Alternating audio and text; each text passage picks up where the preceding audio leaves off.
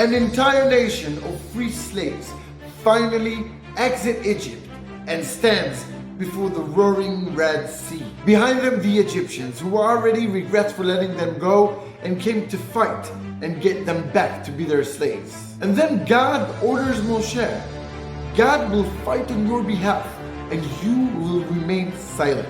All that is required from Am Yisrael is to keep moving forward and not look back. Later on, Am Yisrael faces the Amalekites who come to fight Am Yisrael before they receive the Torah. But in that case, Hashem tells Moshe to pick out men and go to battle, to be active. But what's the difference between the battle against Egypt and the battle against Amalek? How is it relevant to us? And of course, which commandment is it related to?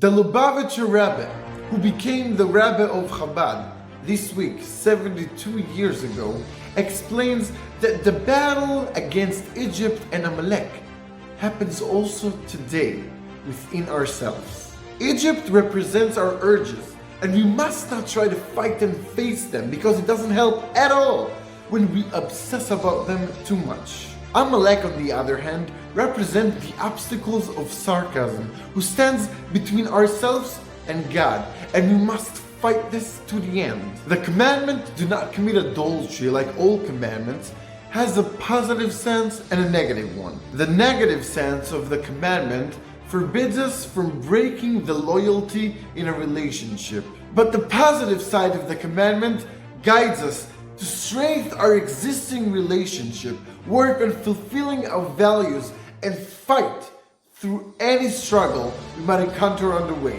When we fight the Egypt within our urges, the strategy is not to battle them, because that way we don't give them a place even for a second.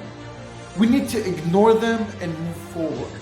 But when we fight the Amalek within, against the sarcasm that prevents us from fulfilling ourselves, then we must fight for what is important to us, for the sake of our passion and loyalty.